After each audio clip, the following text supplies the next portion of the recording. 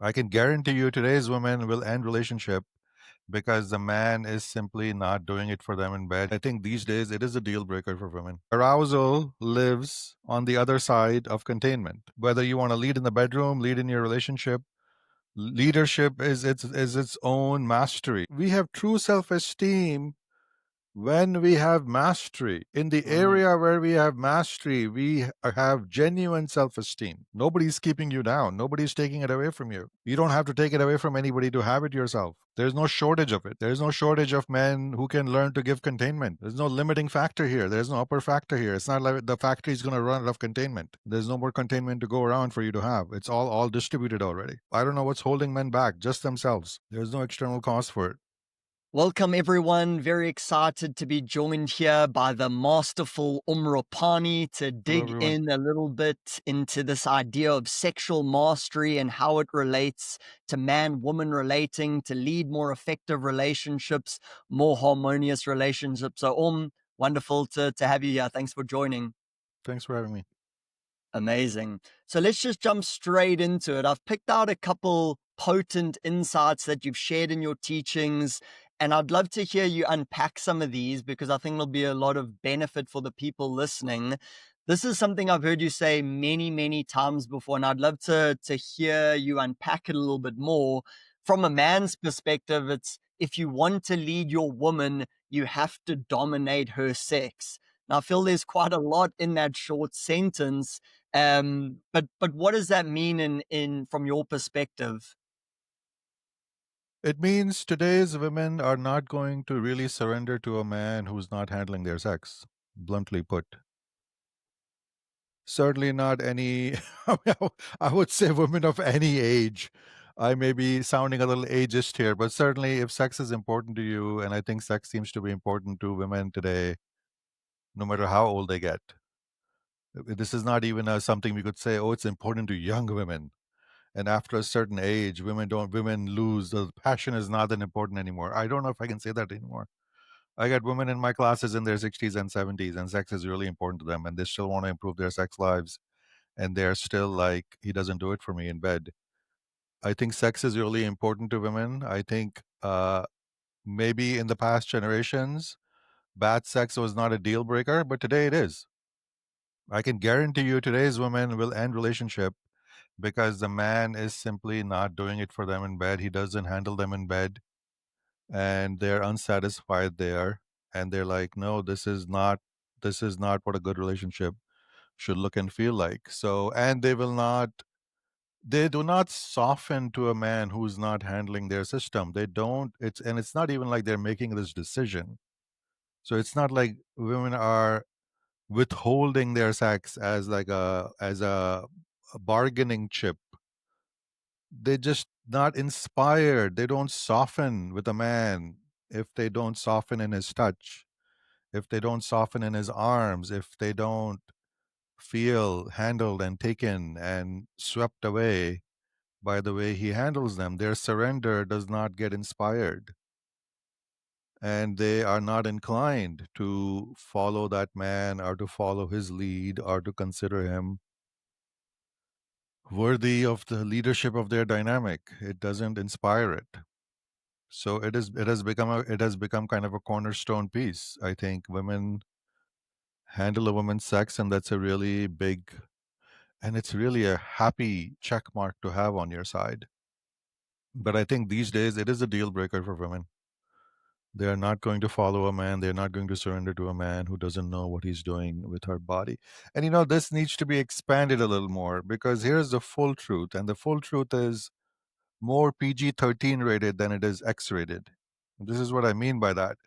If a man is not handling his woman's system properly and adequately, what is included in that is the man is probably not giving his woman good containment either. He doesn't know how to give her, forget about giving her great orgasms. He doesn't know how to contain her either. He just doesn't know how to handle her system in its whole spectrum. And at the PG end of the spectrum is containment. And women need that badly, right? So I'm actually not just talking about bedroom gymnastics and extended multiple orgasms, which are all great. I'm really talking about the range of, does she feel held by you? Does her system feel held by you? And in that, her feeling contained by your energy, by your presence, by your consistency, by your mastery is a very big part of it. Right. So that it kind of needs to be looked in context, because men's mind immediately goes to bedroom gymnastics when they think to dominate a woman sexually. They're like, oh, I gotta be harder, get longer, last longer, and be a porn star. By all means, acquire those skills, but it really isn't the all of it.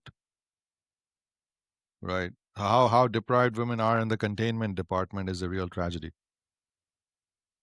And that's something men can learn very easily, very quickly, if they want to, if they set their mind to it. Yeah. I know that's something you talk very passionately about, this idea of containment. And also, what I like in terms of the bedroom skills, it's also how you connect them to outside of the bedroom. And I think this is probably a point you're making is if a woman isn't feeling contained and surrendered in her sex in the bedroom, well, in terms of all the other waking hours, she's probably not feeling contained either. And how does that kind of manifest in a relationship outside of the bedroom? Maybe the woman's a bit more cranky. Maybe she doesn't want to follow the man's lead. And he's thinking, oh, I need to learn how to communicate better. But when really the issue could be on a deeper level, the containment, and that can be learned really well in the bedroom, but it overflows into dynamics outside of the bedroom. It does. I think it flows over into so many areas that most people don't even have they don't have their sight on it. Right. I actually have a couple of videos on this topic. I think I've named that video Containment by Any Other Name. I believe I named that video. That you don't know how much of the dysfunction or the arguing or the unhappiness between you and your woman is actually the core symptom there is lack of containment. So, and women don't have this language. Maybe they're acquiring it more and more. These days, women are writing to me using the language like, "Oh my God, I did not realize this was what was missing. I have been uncontained in my past 3 relationship, and that's what's been missing." So now they're able to pinpoint it. Once they see it, they can't unsee it. But if they don't have the language, they use very adjacent terms which men don't always understand. So they will use things like, "I don't feel safe." And this puzzles men. You're like, why don't you feel safe? What's unsafe? What's unsafe here? I'm a safe guy. I'm a good guy. Right. But in women's systems, feeling uncontained, feeling frazzled is the equivalent of feeling unsafe. It's a slight fear response. It's a slight neurotic response. It's a slight unsettled response. So women will often use the word, I don't feel safe, and I can't actually move into sex till I feel safe. And men don't get this, like safe, where's the danger? Where's the bear? Where's the wolf? Where's the burglar? Tell me. Let me get my gun. That's how we understand safety. Women understand safety and how they're feeling inside, how their inner body, if you are woo-woo, how their energy body is right now. Is it contained or is it right? So they may use many words to describe this state. They may not use the word containment. They will say, I feel unsafe. They will say, I feel unsettled. They will tell you oftentimes in bed, I'm in my head. I'm in my head. I'm in my head. I'm in my head. I'm in my head actually means I'm in my noise. Mm. When the energetic body is, the mind is going all over the place. It's, if you want to exaggerate it, it is what anxiety is. Jittery energy and thoughts darting through the brain. Worries darting through the brain. And the woman will say, I'm in my head. I can't mind my body. I can't have sex right now. I'm too much in my head. They're not contained. It really all relates to containment. Somatically, it is lack of containment. Feeling of unsafe, feeling of lack of trust. If you evoke that feeling in a woman, she's not going to trust you. Why would she trust anybody who puts her in this state? Right? So many other words women will use. Women will feel, I can't feel you, or I can't feel where you are. I can't connect to you because in this state, this is not a very connected state when they're frazzled and afraid. All of I that is don't lack of I don't containment. feel held. That's I also don't feel something they might. held. You Yeah. dropped me. I feel dropped. Right.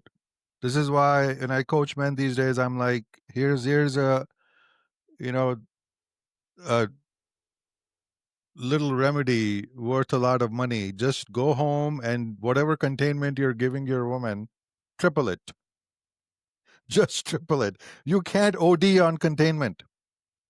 Nothing can go wrong with too much containment. Right.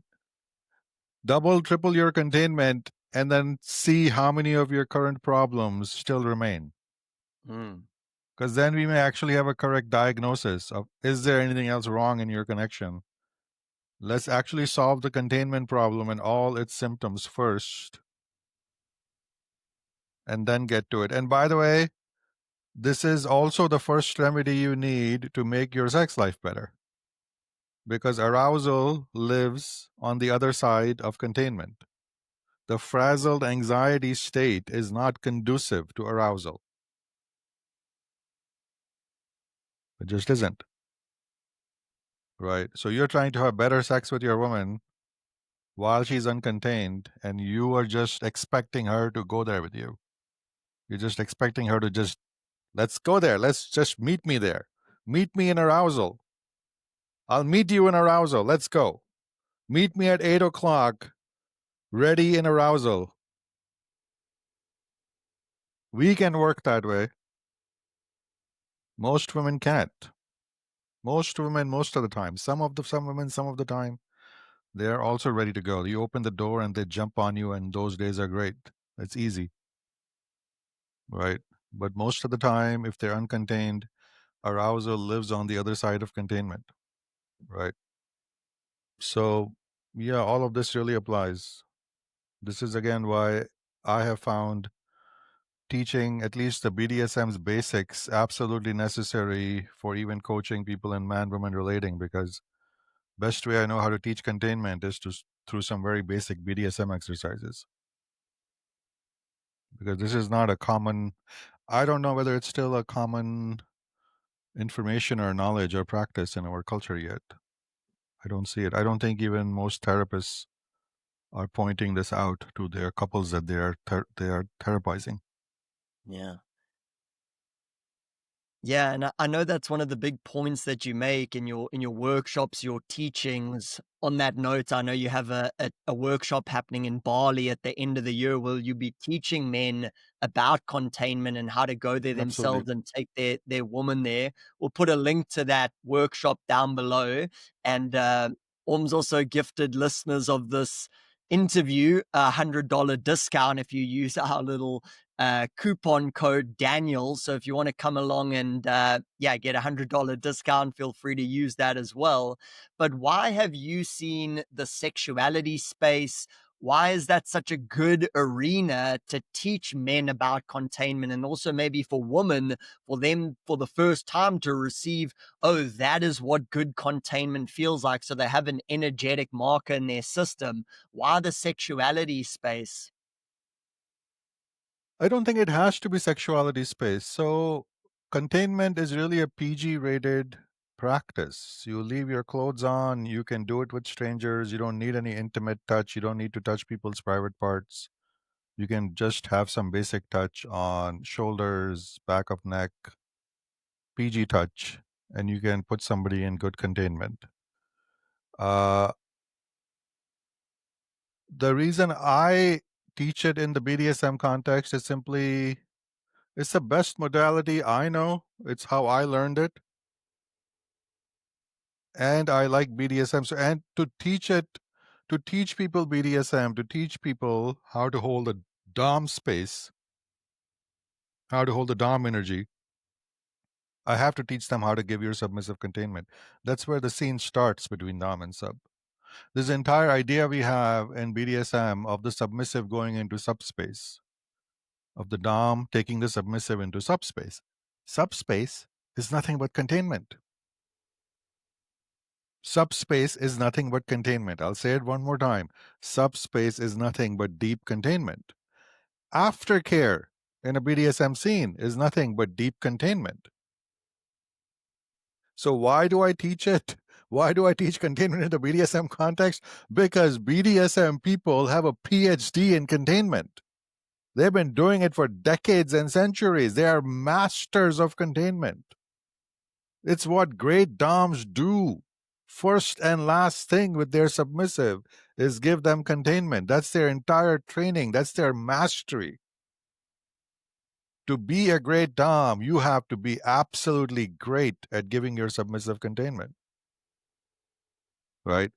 And then within that, the polarized structure of the Dom sub archetype is conducive to the giving and receiving of containment, because giving of containment is a holding of space. It's the invitation to the other: rest, relax, I've got you. I've got us both. You can let down your vigilance. That's exactly the invitation the Dom sends to the submissive, inviting them to surrender. Right? And whether you do BDSM or not, if you're going to offer someone containment, you're essentially making the same energetic invitation to them. Right? Even if you are a parent offering containment to a child, you're sending out that energetic message. I've got you. I've got my energy around you. I've got my arms around you. You are safe. You can relax. I've got you. I'm big enough for the both of us. So that energetic contract, that energetic communication is already present in the Dom sub dynamic. So certainly for couples who are romantic couples, erotic couples who are already trying to create depth in their eros, teaching them through the BDSM dynamic, through the Dom sub dynamic, just feels great. Like let's get started, because your erotic play lives on the other side of learning how to give and receive containment. It's the first step, right? But it doesn't have to be. You can absolutely do like a separate evening class on the giving and receiving of containment that is entirely non-kink, not BDSM. You just do the energetics. You just teach them the energetics of what the person giving the containment, what their offer is energetically, and the person receiving the containment, what their position is, and you don't have to mention BDSM or kink at all in it.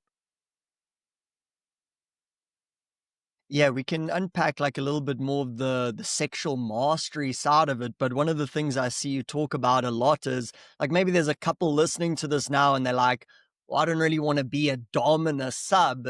I just want to have a more harmonious relationship, or I just want to have a little bit better sex.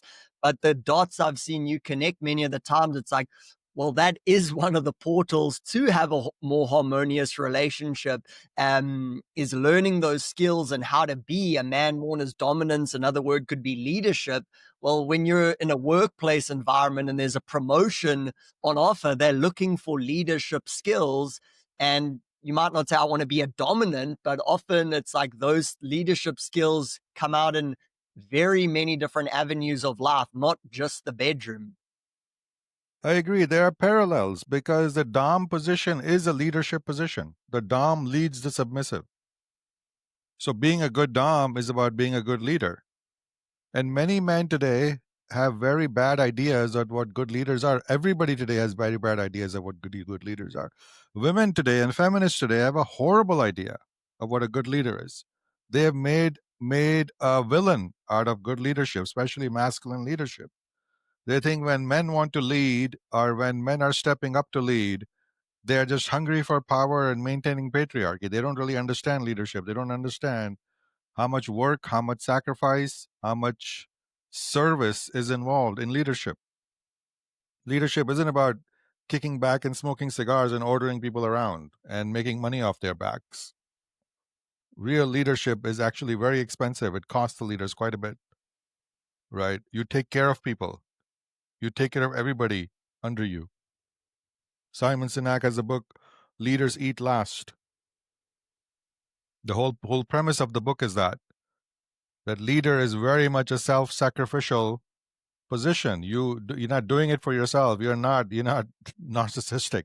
Narcissistic leaders usually end up with their heads on pikes sooner or later. If you're not serving your people, they'll get rid of you. We are all operating in self-interest. The leaders we elect and the leaders we keep are the leaders who are making our lives better. As their followers, as their citizens, as their employees, as their stockholders. Otherwise, we get rid of those leaders, right? So, absolutely, whether you want to lead in the bedroom, lead in your relationship, leadership is its own mastery, right? And it's hard to say you're going to lead your woman in one area and not lead her in the other area. It doesn't really work that way. You can't really abdicate leadership in one area and just hand it over. Things usually collapse when you do that.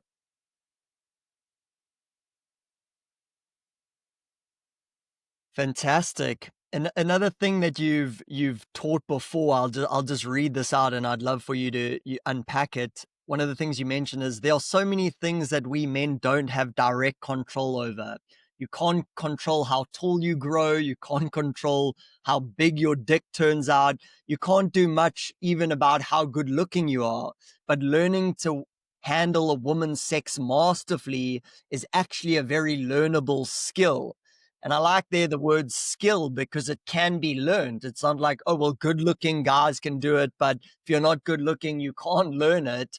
It's something that can be learned. And obviously, through your workshops and your coaching, you teach it. But how have you seen it being a learnable skill? How have you seen men or people come into your containers and actually see them improve in the skill? And I'm sure it does a lot for their confidence, how they show up Yeah, in the world, how they interact with people. So, yeah. yeah, I'd love to hear your thoughts on that. It's like learning, and it's really learning and practice. There is no mystery around this. Oh my God, there's absolutely no mystery around it. It's like saying, how do you learn to repair cars? You learn the things and you start repairing cars, and by the time you've repaired 100 cars, you're probably pretty good at it. How do you learn to play the piano? There's not a mystery, right? How do you want to learn to handle a woman's body? Take a class, study, do it with your partner. Actually practice. Have practice sensuality sessions. Why don't people get this through their skull? Am I the only sex geek in the world? Truly, there isn't any mystery to it. I took classes. I practiced. I went to sensuality circles. I did scene after scene after scene after scene, dozens and hundreds of scenes, rope scenes, BDSM scenes, impact scenes, learning, talking, communicating, getting feedback. No mystery to it. Learning, practice, getting feedback, getting better, receiving adjustments from your submissives, from your partners, and really just repetition and learning. And there is the same process as any other mastery. Truly, you need, and maybe this is we don't have this perhaps in our culture far and wide, and this is why this still strikes people as bizarre. That can you actually practice sex? Like, yeah, if you want to get better at it, practice sex. Do practice sessions. And by sex, I don't mean intercourse. I mean everything. You want to learn to stroke a woman's clit, do 100 sessions stroking a woman's clit. I did thousands. I don't know how many. Really, it's repetition, practice, learning, getting feedback, building your knowledge page. And it's like, yeah, it's a lot of time and a lot of hours. Fun hours, truly. This is not a bad education to have. But there isn't any other mysterious other way of acquiring sexual mastery compared to any other kind of mastery. How did you become such an amazing chef? Take a wild guess. Take a wild guess how anybody became an amazing chef. What do you think? What do you think they did? Right? They paid attention to every ingredient. They were interested in cooking. Every time they had a good dish, they're like, how did they make this? They went to school. They read recipes. They made the recipes. They tasted the recipes. Say, oh, this doesn't taste the way it tasted in the restaurant, although I made it from their cookbook. What's wrong in my? You adjust, you change, you ask for feedback, you learn again and again and again and again. And then you have your breakthroughs. That's how you build your genius. I don't understand why people think sex falls in any other kind of category. It really doesn't. Yeah. It's practice. When I train my dominatrices, I'm like scene after scene after scene after scene after scene after scene after scene. You're going to do 4 scenes a day, even if they're 15 minutes long. After you've done 100 scenes, you'll realize I'm getting pretty good at this. No shit. Like 100 times. You have constructed a scene 100 times. You have done the beginning, middle, and end of a scene 100 times. You've had a submissive, and you get their desires, and you communicate, and you create a unique right for them, and you get your feedback afterwards on what worked and what didn't work, and then you do it again and again and again and again and again. Yeah, do that 100 times, you get pretty good. You get to do that 200 times, you get even better. And I'm not actually, this is not even a call to promiscuity, truly. Right? But we are living today in a culture where this kind of actual sexual mastery and practice is possible. I tell my men, they're like, oh, where can I do this? I'm like, bullshit. We are living in such a permissive time today. There is so much permission. Women are such a yes to connecting and saying yes to offers, regardless of all the complaints on men complaining about their dating apps. But I'm like, make clean offers to women, and they will say yes. And this is the gauntlet I throw my men at the beginning level. They're like, well, if I'm not really good at BDSM, women don't want to play with me. I'm like, make this offer. I just started exploring BDSM, just learning rope play, looking for someone to practice with. You don't need to take your clothes off. This is going to be a practice state. I'm not very good at it. Maybe it'll last half an hour. See, put that out and see how many women say, I'll play with you. I'll say yes to that date. Try it out.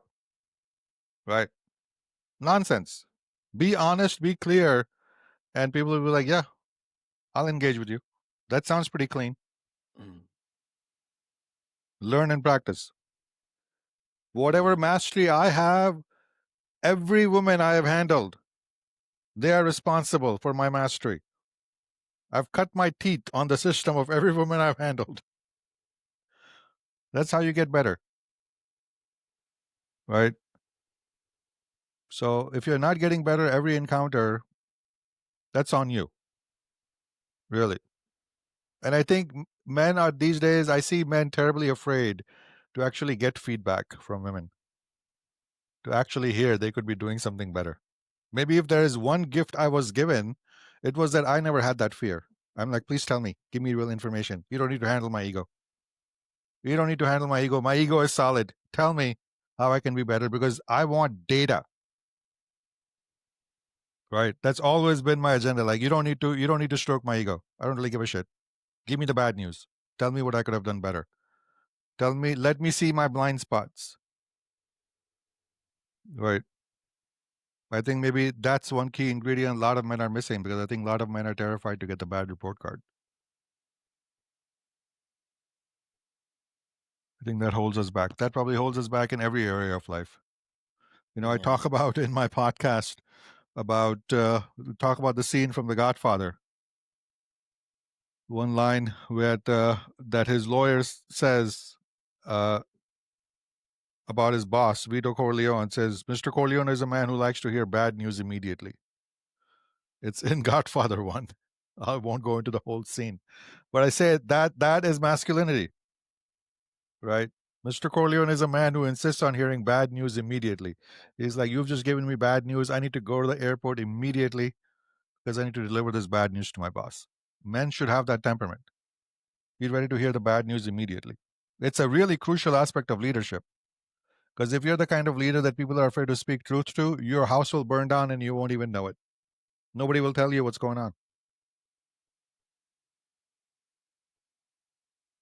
So, right, I have a chapter in my book, How Expensive Is It to Do Business with You, which is on the same topic. How expensive do you make it for people to tell you the truth? Right? Or just become a slightly public figure. People will tell you exactly what they think of you. Yeah. You can't get away from it. Yeah. You can see you're really light up and you're very passionate about emphasizing how this is a skill that can be improved because I'm guessing out there it hasn't really dropped for a lot of people. It I think hasn't it's dropped for a somewhat lot of men. mystery. Listen, my courses are not that expensive. And I'm like, I can guaranteed make you a better lover. Why are you not knocking down my doors? I know you're spending money on bullshit stuff. Mm-hmm. You have no idea. All the other whining and bitching I see men doing online about women and such misogyny and women are horrible. I'm like, truly, improve your skill set and your experiences with women will change. But I don't see you men knocking down my door to get this education. Yeah. I don't know what you're doing with your money and time, Yeah. right? Yeah, it's interesting I shouldn't from have to offer discounts for my Bali course. yeah. You should pay all, double. all the lover boys in Bali should be signing up, but no, they already know everything, Yeah. right? Yeah. You live in Bali, you know what the atmosphere there is like. Those boys already know everything. They're already master lovers, all of them. Yeah. So Or it's like you speak about, it's almost like it's a bit more of that fuckboy archetype or the reasons people have sex. Like even for me coming from like a pickup background, like I was never interested in like really getting better at sex, as hard as that is to admit. It was like a self-esteem thing a lot of the time, like a conquest. And I was like, okay, there were many different women, but there was just, it was very surface level. And you say like, why aren't guys interested in learning sex? I think even with the dating apps, it's from men and women. What I see, I'm in these groups of guys like on these dating apps and trying to get better, but it seems like it's all self-esteem play. Like, what I just have to say to get the woman in bed, like I don't care what happens after that, but it's like a destructive kind of way because it never really works trying to shore up the self-esteem through sexual conquests, you know, where the deeper level thing is also like, okay, cool, how do I actually get better at this? Which would actually keep the woman coming back. I see a lot of guys have issues with what they call retention, which means they met a girl, had a date, hooked up with her one time, but then the girl just ghosts them and never speaks to them again. And I'm like, well, that's probably a good indication that you could have been better in terms of your sexual mastery. And it's sad because like guys are stuck in this loop. They're like, but what should I say? And it's like, no, it's probably deeper than that. I totally agree with you. And listen, I want men to have true self-esteem. Mm-hmm. But I think we have true self-esteem when we have mastery. In the area where we have mastery, we have genuine self-esteem. When I know I'm good at something, when I know I can deliver, when I know I have worked hard and I've gotten better, that you don't have to pretend. It doesn't have to be a put on. Where you have mastery, you have genuine esteem. I want men to be genuinely confident in their skills. But how do you get genuinely confident in any skill? You learn, you get better, you acquire mastery. And when you have mastery, you don't need to be loud about it. You don't need to boast. You deliver. You just deliver. If you acquire mastery in cooking and you open up a little restaurant, you're like, I'm going to make the best food I can. And if your food is good enough, people will come back. Why? Out of self interest. They enjoyed your food. You gave them good food at a good price. They're not doing you any favors. People are self interested. Serve people with your mastery and they will come back. Serve women with your mastery. Then it doesn't have to be such a thing about how do I lead a woman and how do I get a woman to.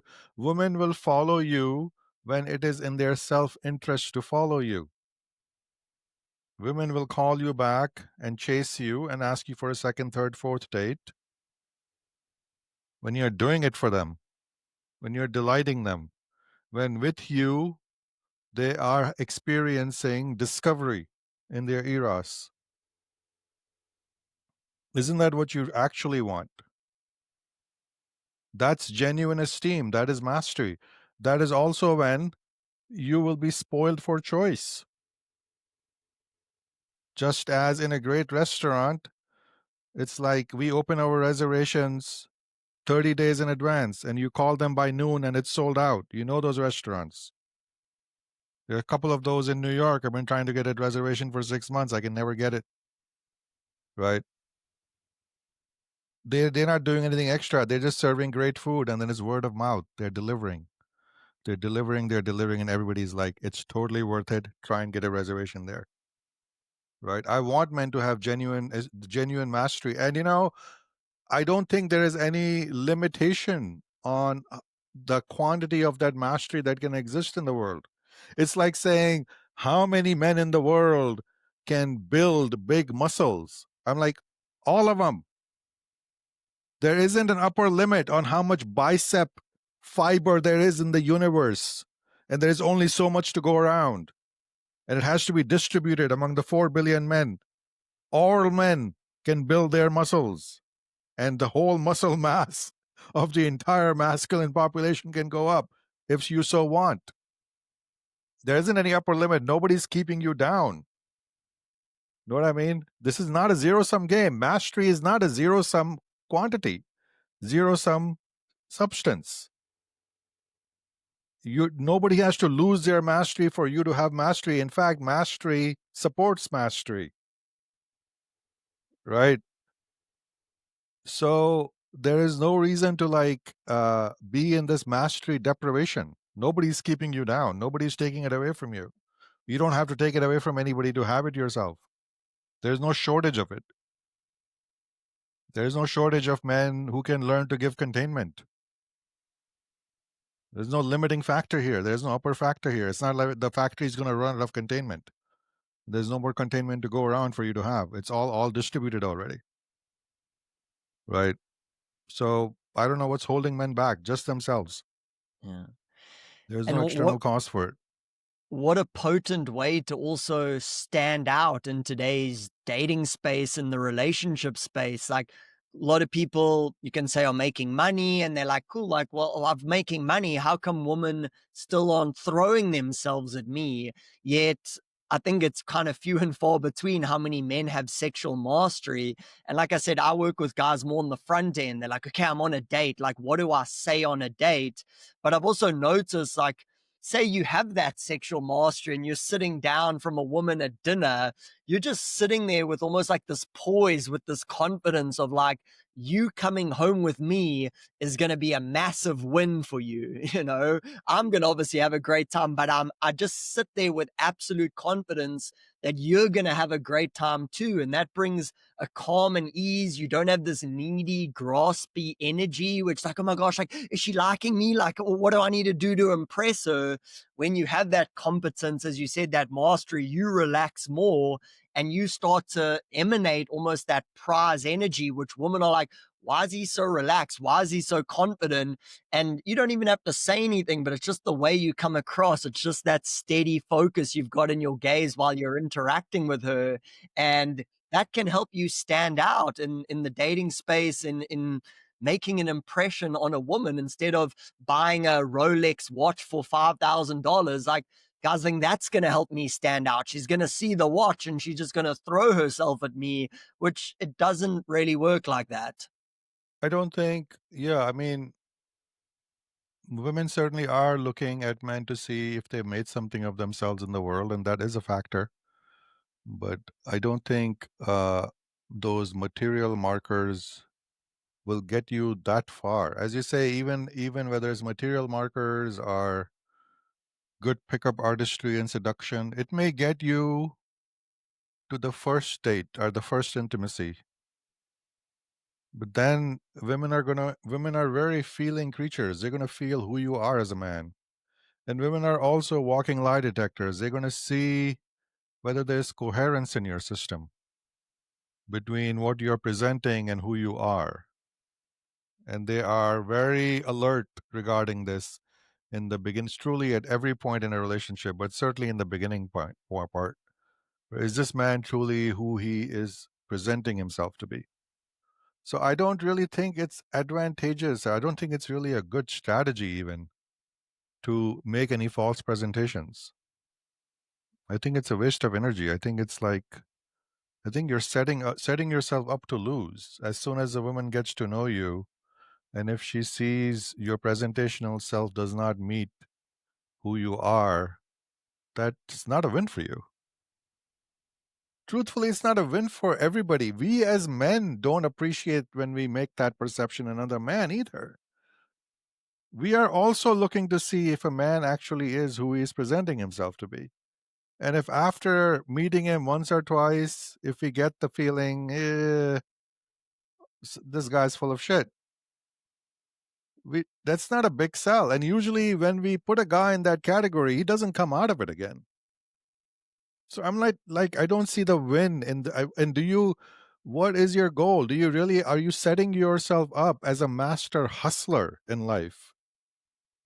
That you're so good at your presentation, you're going to sell this to everybody. If that's your game, you go play it. I don't want to play that game. It's repulsive and exhausting to me.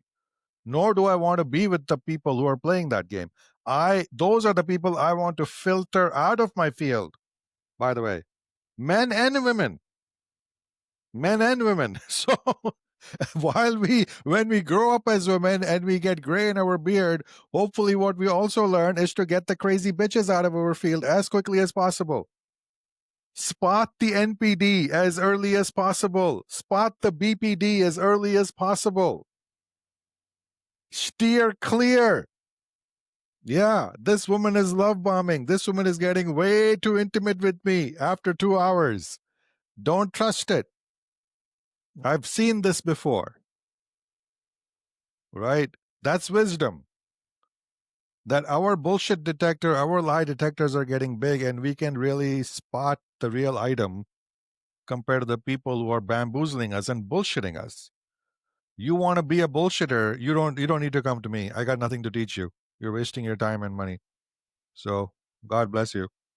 I'm interested in mastery, right? I'm interested in acquiring mastery. I'm interested in men coming into their mastery and increasing their mastery in every field, certainly with women in their man woman relating skills and in their sexuality skills. And I think that's a better way to live.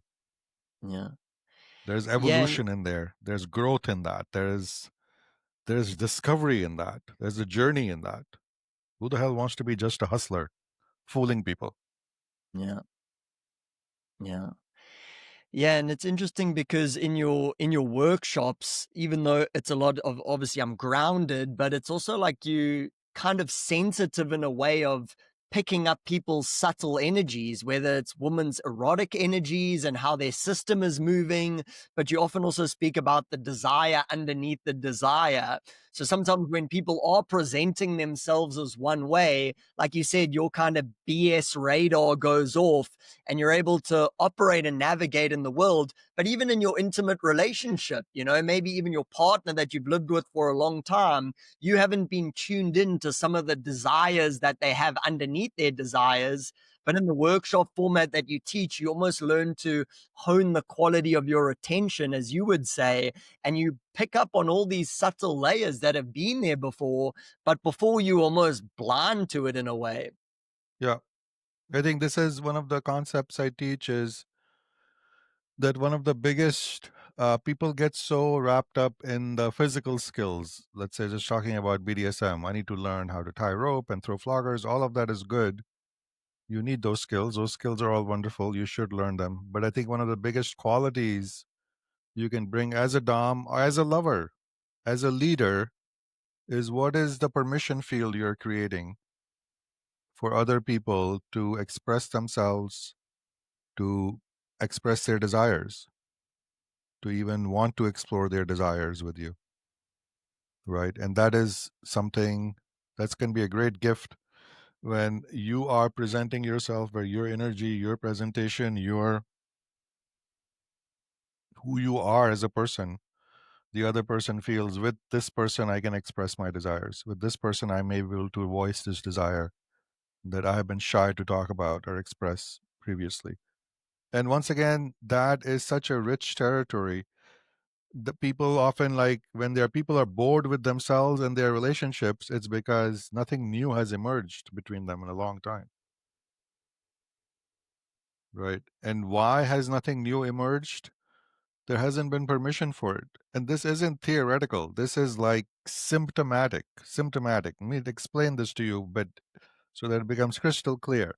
So oftentimes, it can go in either direction, but more often these days I'm hearing it more from women. So if a woman will say, I think I need to end this connection, I need to end this relationship, I need to end this marriage, and they may be seeking a coaching session with me, they're doing other therapies, and I'm like, well, tell me what's going on.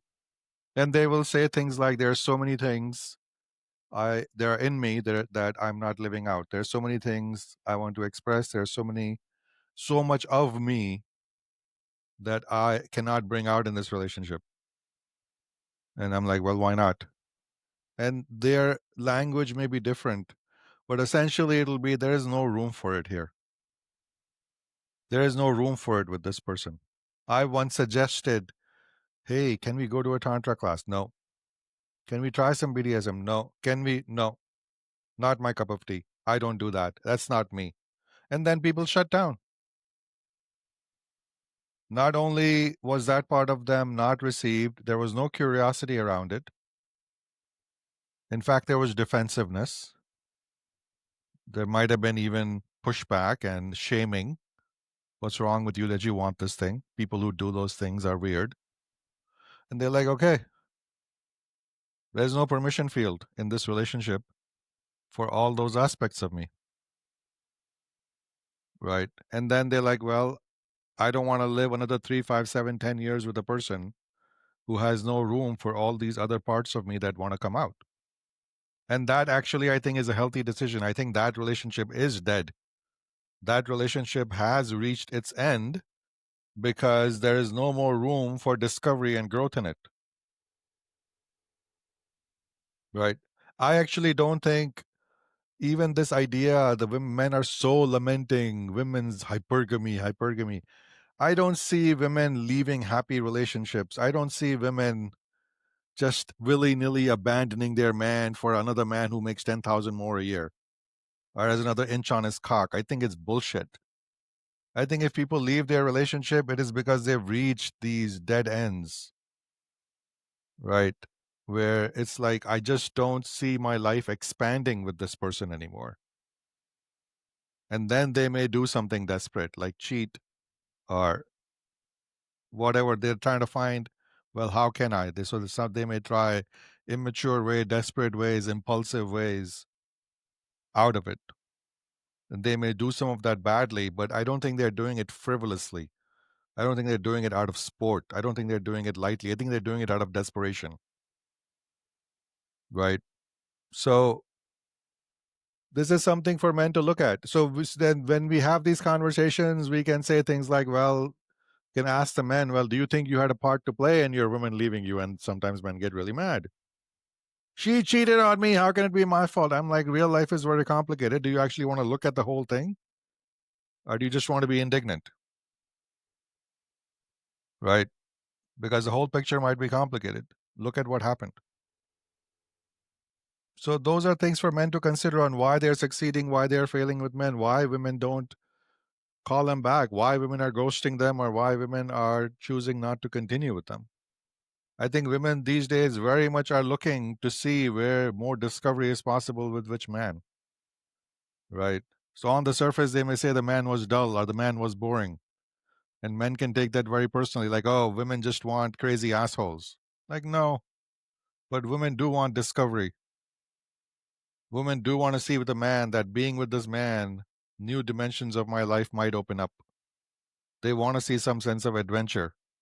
They may even want to see that sense of adventure in their Eros, that with this man, new parts of my Eros might come forward. Whereas with this nice boy over here, I think he will run to the hills if I showed him certain parts of my Eros. So men don't always know why women are making those decisions. And it's very easy for us to demonize women because rejection hurts. And women don't tell you their reasons. Oftentimes, they don't know it that clearly because women operate very much by feel. So they may not be able to articulate it the way we are talking about it here. Right. Yeah. This is why Variants. we have our men's course and coaching. So we can give you this feedback. Yeah. Yeah, the direct feedback's super helpful. And it's also probably a good segue, this conversation of permission field and exploring some of the more edgier topics out there. I know in your retreats coming up, in the Bali retreat specifically, you'll be exploring some edgier topics. And one of the things that keeps coming up a lot these days is this topic of consensual cuckolding, which I'm not sure what that brings up in people's system, but exciting, edgy, scary, all at the same time. So, why do you feel this is coming up now? Is it the permission fields are expanding and people are going into it? Yeah, I'd love just to hear you speak a little bit about that. I know you've already taught it in some of your previous workshops. What have you noticed? Like, yeah. So again, consensual cuckolding is a term I have deliberately used to describe this phenomenon. I'm deliberately using it because even saying consensual cuckolding is chargy. Cuckolding is a very dated term. It is not a modern term in use today. It's a very almost obsolete expression. Man being cuckolded by his wife. Today's terms are very soft and inspiring, open relating, polyamory, amory, polyamory, amory, open relating. Yeah, bullshit. Bullshit. The amount of hours I have wasted in my life being on phone with friends who are up the shit creek in their polyamory and open relating, I'm never going to get those hours back. And this is going back 15 fucking years. In all this time, I have not touched this subject. You will not find one post with polyamory or open relating in anything I've written or any of the videos I've made. I haven't touched this topic. These days, this phenomenon seems to be everywhere. Everywhere. From the Wall Street Journal to the Atlantic to the New Yorker to the New York Times to the New York Post, everybody is writing articles about every class of people. It used to be class based sometimes, the swinging and the open relating. Sometimes it used to be the indulgence of the rich. Today, it is everywhere in every class. Hot wife scenarios, open relating scenarios, swinging scenarios, play parties, group sex, and polyamory, relationship chaos, all of it. So I'm like, this is not, I am like coming at the tail end of this phenomenon. It's everywhere. And I'm like, okay, maybe I should give my take on this the best I know how. So is this nothing the topic I'm leading on?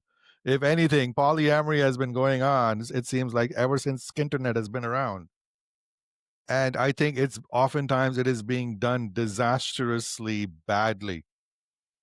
I I think it is being done immaturely. I think people are overestimating how enlightened they are regarding their open relationships.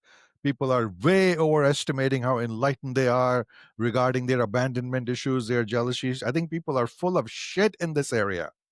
And because of that, they are really accumulating a lot of pain. There are so many breakdowns in this area. This is an area rife with breakdown. If you take the sum total of people who have claimed to practice open relating and polyamory, it's a shit show. It's a dumpster fire. It is like children running around with machine guns. People who don't understand themselves, people who don't understand their feelings, people who don't have secure attachments, saying we can just run wild and do whatever we want and have sex with whoever we want. And I think it's a disaster. My desire is I don't think we are, as a culture, going back to closed off, monogamous, sexual monogamy. I see us actually moving forward in this direction. So I'm like, okay, how do we do this well? How do we do this better? How do we do this so that everybody wins? Right? That's my relationship criteria. Between two people, my criteria is how do we create win win relationships? How do we create win win dynamics? If you're going to bring in a third, the challenge multiplies because my measure of success will be how can I create a win win win for everybody involved? And by win win win, I don't mean just one hot night. I mean it is good during and after, and the day after, and the week after. It actually works. It's sustainable, it's repeatable. It is a positive experience for everybody involved. And then when they look back on it a week after or a month after, it's still a positive experience. There's nothing that they regret. They say that was a mistake. or now I know better. That's my goal. So I am doing my best to present in my course what I think the requirements are for making this work. And even with that, it's a huge challenge because our emotions around this are very intricate and very primal. This is why I've bluntly named it cuckolding, because when those dark emotions get triggered, those dark emotions are the emotions of a cuckolding experience. I have a very long list: feeling of jealousy, feeling of humiliation, feeling betrayed, feeling abandoned, feeling you are being passed over, feeling your partner is choosing somebody else over you, feeling you are being made a fool of. Those are That's a dark fucking list of emotions that come up when this thing doesn't go right. And if you haven't accounted for all of that, you're an amateur in this land. You don't know yourself, you don't know your partner, and you're just playing with a live gun when you're doing open relating. So my desire is, no, let's grow up. Let's actually take a step back and examine and be compassionate towards our own emotions, towards our partner's emotions. And actually, let's see if we can do this together. Let's see if we can actually make this work together. And then I want to see, are there success cases? Who are the people who are actually making this work? Right? And amazingly, if you actually ask that question and look around, you will see the success cases. And amazingly, what they're doing is very similar. The formula, if you will, to make win win win connections is very, very parallel. Certain things are always in place. And then when those connections are working, those people are really thriving. They're having a lot of fun. They're having a lot of fun.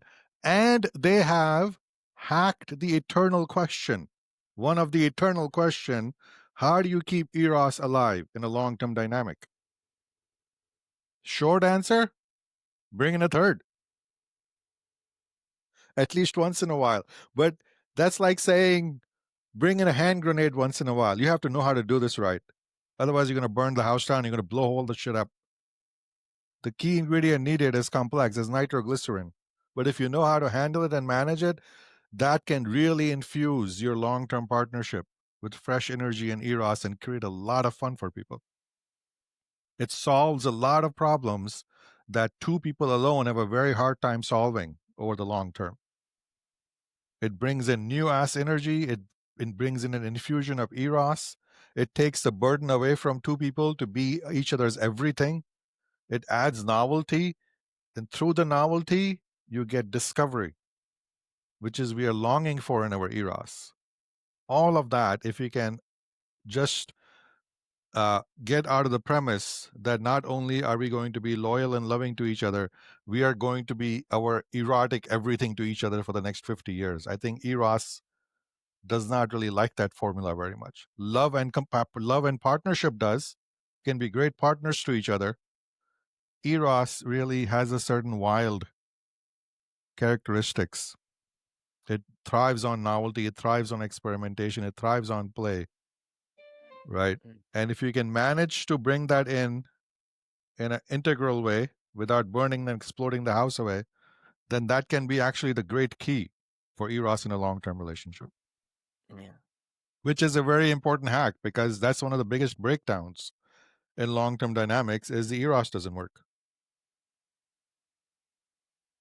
Right? Yeah. People who do it well, really, they look younger and hotter, they're nicer to each other. They're both having more fun. They're both giving each other permission for more play. And then they're like, after 20, 30 years of marriage, they're looking at each other across the dining table with this secret glint in their eyes. Like, don't we have it good, baby? I'll take that. I'll take that spark between a couple that's been married 30 years, looking at each other with that lustful eyes, thinking about what they did together last night, compared to the bitterness and the resentment. And my wife hasn't sucked my cock in 5 years. Misery. Truly, I'll take it. But learn to do it well and learn to make it work. And that takes a little maturity. It's a bit of an art, and it requires a bit of self-knowledge to be able to do it well. It really is not nothing you should wing, nothing you should improvise, right? So I think it's an important topic, and I think it really fits well in the BDSM wisdom and framework, because once again, BDSM has been playing with these elements, forever. BDSM knows how to play with jealousy play. BDSM knows how to play with exclusion play. BDSM is great at playing with our darker emotions of jealousy and abandonment. It knows how to metabolize these emotions into eros. Right? They've been doing these head fucking games for a long time. So it's almost like they know how to deal with these darker energies and convert them into eros. Right? BDSM people know how to turn jealousy into hot reclamation scenes, which is a very kinky concept. That we are never going to do away with jealousy, but we're going to convert that jealousy into some hot, nasty fucking afterwards, you fucking whore, when you come home from your date. That's hot, that's kinky, that's nasty, but you know what? It's got great sex in it. So what do you want? It's not for everybody, but trust me, those who do it, they do it well and they have a lot of fun doing it. But you kind of really need to be a grown up and embrace this kind of darker aspects of these energies. Because the energies don't go away. The abandonment energies don't go away. The jealousy energies don't go away. The insecurities don't evaporate. But there's a higher game possible where you can take all these energies and actually metabolize them and turn them into eros. And BDSM is really, really brilliant at taking negative energies and eroticizing them. It's one of its core geniuses, how to eroticize negative energies, how to eroticize humiliation, how to eroticize degradation, how to eroticize embarrassment, how to eroticize rejection, how to eroticize exclusion. And that's kind of the chemistry needed, the alchemy needed to actually make this work at every level. Right? And there's so many other logical triggers. Just seeing your partner with somebody else evokes desire. So, as much as you may want to keep your partner all to yourself, amazingly, when you see them through the eyes of somebody else, all of a sudden you want them more. That's interesting. That's a big desire hack, isn't it? So, in a way, your desire is following those rules. It isn't following the rules of this closed room 30-year monogamy. Desire follows a rule that when I go to a party and my husband or wife is flirting with that other person, all of a sudden I want to fuck my partner more because now I can see how desirable they are to the other people. You're already playing with that energy. You're already doing cuckolding light. I call that cuckolding light. Really, it is. I define cuckolding as primary partners consensually allowing sensual connection for their partners with others. A sensual connection can be a hand on the forearm. That woman is flirting with my husband. The way she's laughing at his jokes. That bitch. Right? Desire. Want to go reclaim my husband. All of a sudden he gets hot sex tonight. He doesn't know what happened. Where'd that come from? But those are the rules of desire. Nobody's controlling these rules, by the way. Right? Nobody can decide these. It's really visceral. It's very, very primal. The circuitry of these desires is extremely primal. We don't have direct access to them. We can't flick these switches ourselves. But the circumstances and the situations, the dynamics, they can evoke these desires if you know how to play with them. All right? It can be a lot of fun. It can keep you young. No wonder you're glowing so much. I was going to ask you what your secret was. Have more fun in life. Life is too short. And you know what? I don't really want to get into another. Men seem to be obsessed with two things these days: crypto and AI. I'm certainly not going to talk to you about crypto, but I will talk to you a little bit about AI. It's like our world is about to change. I really believe that. I don't think AI is going to kill all of us. I don't really believe that, but I do believe AI is about to displace massively our work employment and structure in the next 5 years, right? And one thing it won't be able to displace for a long time to come is actually anything having to do with somatics and relationships. We're going to need touch, we're going to need connection, we're going to need companionship.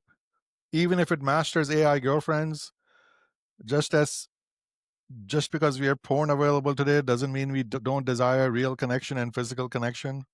Maybe there will be AI girlfriends and it'll be crazy technology. But if anything, I think it'll create the desire for real connection. It'll put a premium on it. It'll be even more valued. So I think this is an area where more mastery is needed in the coming years. And this is no place where human beings can be replaced anytime soon. So anyway, I think this would be a great place for us to claim an area where machines can't replace us. Is in our human mastery, in our sensual mastery, in our companionship mastery, and understanding human desire and delivering on human desire. Yeah, big juicy topic there. Thank you for unpacking that, and I'm sure there's so much more. It's interesting. It's like the way I hear you speak, it's like you didn't create the rules, you just figured them out and then learn how to work with them instead of against them. But in that exploration, it's taken you into some very unconventional spaces, yet the bodies don't lie, the reactions don't lie, even though our minds might have a difficult time trying to rationalize or grapple with the findings, but the findings are the findings. Findings are always a finding. I'm really truly not inventing anything here. And you can't invent anything. You can't really trump the body. You can't trump desire.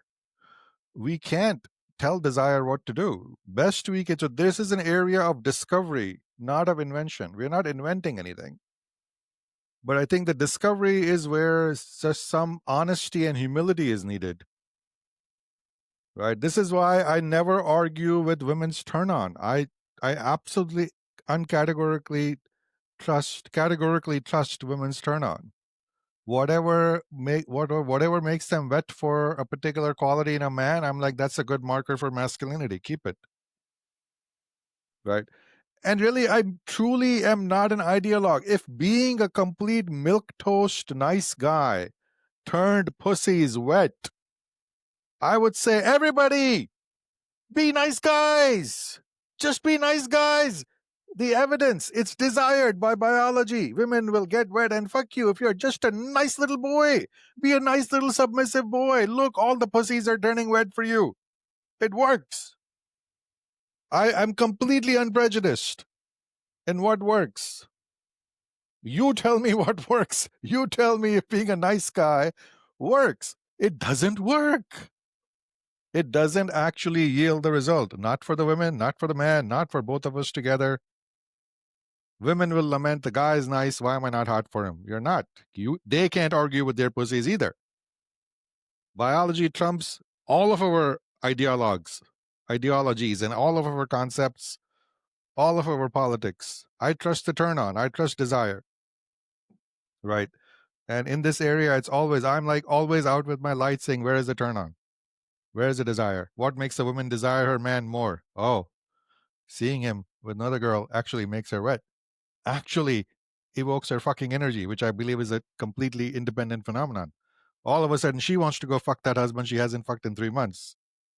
She's hot for him because she saw him flirt with another woman. I'm like, oh, there's something real going on over there. How do we milk that? Because that's a real circuit. Nothing that I am inventing. Observing and saying, nope, I found turn on. There's turn on here. How do we milk it? How do we make it work? How do we make it repeatable? Truly, that's been my whole approach for everything in Eros and everything in man-woman relating. I'm entirely unbiased. I have no preconcepts and ideologies I'm coming in with. I don't really give a shit. I'm completely interested in what works. You show me something that works better, I will convert it to your idea immediately. I am not committed to any of my ideas. You show me if your idea works better than mine, I will throw away my idea immediately because I'm only interested in functionality. I don't really care. Right? We all started off as nice guys. We all started off as nice little feminist boys. It didn't work. It didn't work. Even the women who loved us turned into cranky cunts after a while because we didn't have spine, and their entire feminine system rebelled against it. And we were like, what's wrong with these crazy bitches? I'm being a nice guy over here. I'm bending over backwards for you. Why is your system so fucking frazzled? And then it turns out you grow a spine, you give them containment, you tell them to go fuck themselves, have boundaries, and they soften. Like, oh, interesting. Right? This is not ideology. This is not toxic masculinity. This is actually following feminine nature.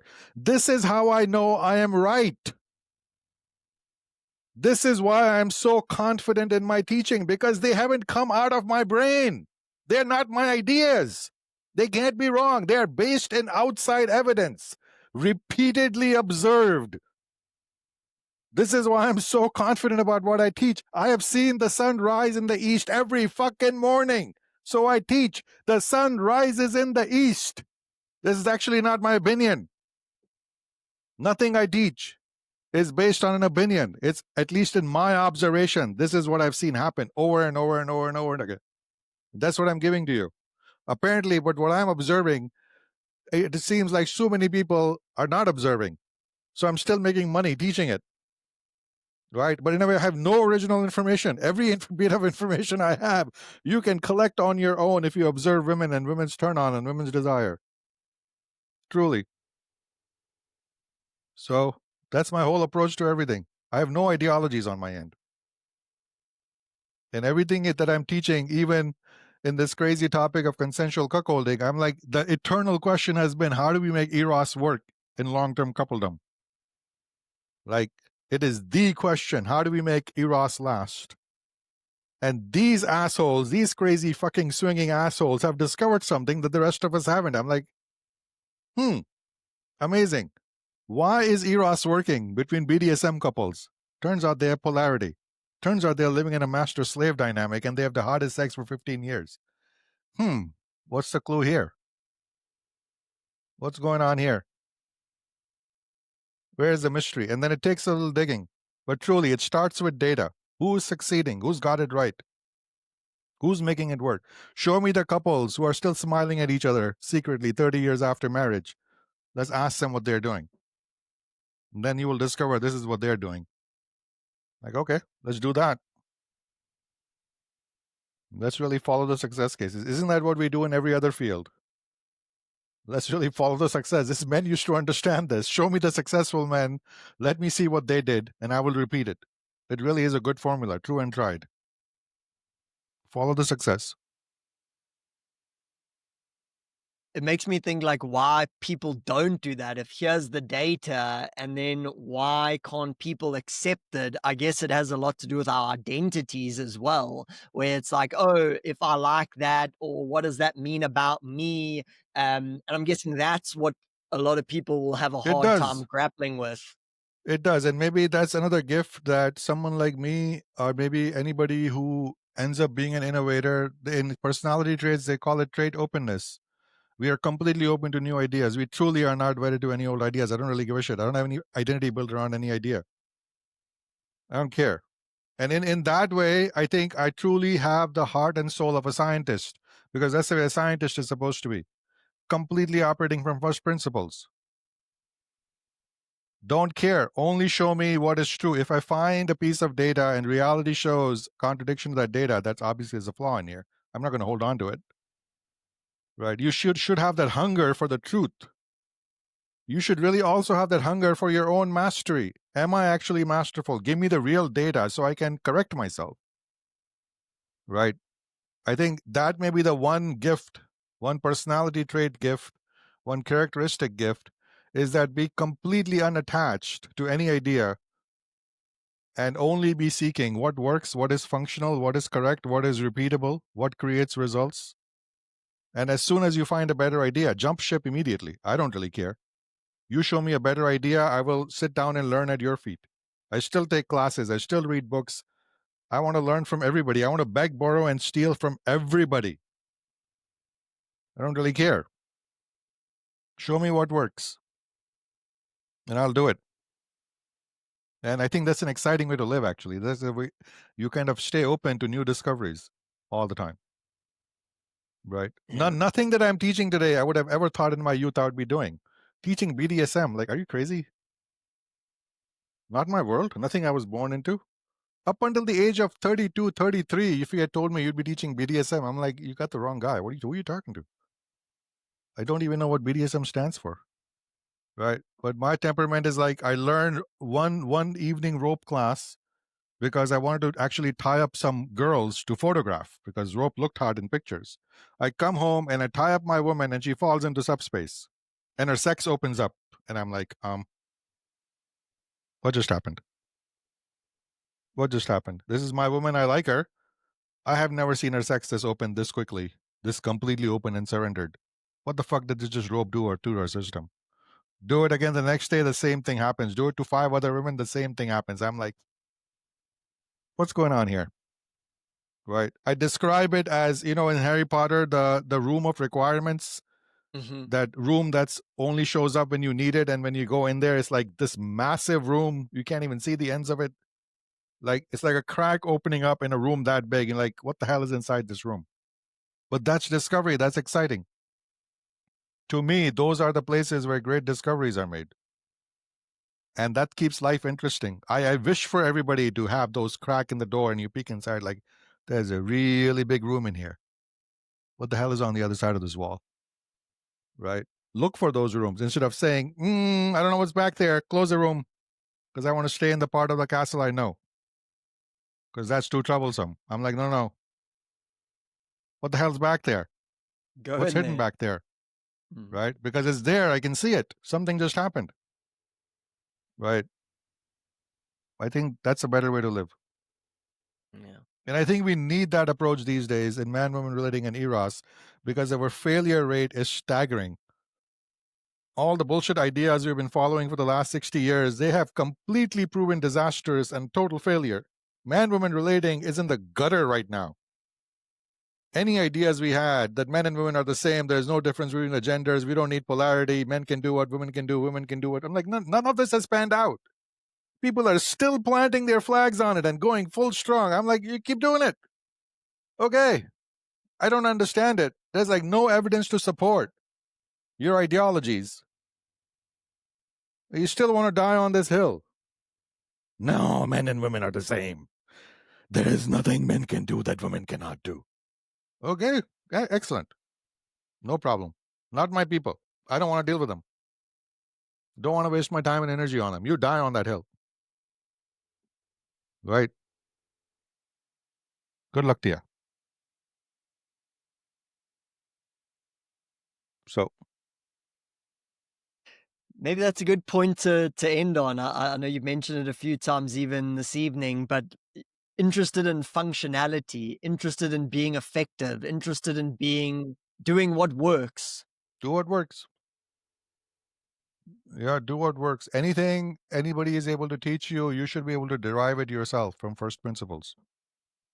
Truly, it should not be a mystery. This is no secret knowledge from the mount. This is no knowledge from a secret book that you don't have. Gather it from your own observation. Everything you learn, test it over and over in life to see if it's actually true. Proof's in the pudding. Right. And I can imagine one of your workshops, it's almost like the data is in front of your face. Like maybe It's someone in could front of your say now, face. like, is it true? Is it not true? But coming to that workshop, seeing you tap into it, your partner, other people in the room, it must just Over and become over and over and over undeniable. and over and over. Scene after scene after scene, the whole room having the same experience. Like at the end of it, I'm not the one convincing you of anything. Your own experiences are doing it. My job is to guide you through enough experiences so you have them. So you know how to create these experiences because there is an art to that. There is an art to that. But ultimately, it's your experience. It's like your experience of riding a bicycle. I can hold the seat for you for a while, give you some training wheels, give you some guidance. Like, look where you're going. Don't look at the ground. All of that good stuff. In the end, it is your experience. I am riding a bicycle. Oh, this is how you turn without falling off. This is how you adjust your weight. Oh, now I know. But it's your experience in the end, right? You're not coming here saying, Om told me how wonderful it is to be on a bicycle. No, I rode the bicycle. Right? It's always your experience. And my job is hopefully by the end of my course, I've given you enough training wheels that now you know how to create scenes. Now you know how to create containment for your partner. Now, as a submissive, you're a bit more gracious about receiving your partner's containment. You know how to do this a bit, but it's truly you're being informed by your own experience, nothing that I am telling you about it. Always. Right. And all of this is somatic, it's in your body. You're supposed to feel it. It's not a head concept. Head concept is needed like it's needed. Like, don't look down when you're riding a bicycle, look up where you want to go. Maybe you need to remember that. You need to hear that a few times in your ears, where ultimately it's in your body. Look up, don't look to the ground. Look up. Oh, that's better. Right. So it's all of it is that nature. You need some instruction, verbal instruction, talking, but ultimately the wisdom of it is really in the body. It's in the experience. It's in the visceral. Good. Fantastic. Let's end it on that point. I hope this isn't going too much over the top, but it just sounds like man and woman relating relationships, the world would be a much more calm, harmonious, enjoyable place. If more It people would be came and did your training, the template would hopefully have a ripple effect out into the world. One day, parents could, I don't know, teach it to their kids. I don't know what that would look like, but the templates would be passed down. And I think the world, I think women would be more calm and in their feminine and graceful. I think men would have a bit more clarity and not stuck in this confusion. So, yeah, if you're feeling the call, if you've enjoyed this content, come join us in Bali in December this year. We'll put a link down where you can join the retreat. Om's also got lots of other retreats happening. You can check that out on his website. And he's been kind enough for everyone listening to this interview. You want to get $100 off the Bali workshop, use the coupon code Daniel and you'll save yourself $100 and probably have one of the most powerful experiences of your life. So, thank you so much for sharing your wisdom and knowledge. wonderful. The world needs more people like you standing on the mountaintop, waving the flag, and the people lost who are feeling the call can be drawn towards that. So, thanks so much for your time, Thank and you for we'll having chat me. again soon. Wonderful. Cool. Thank you.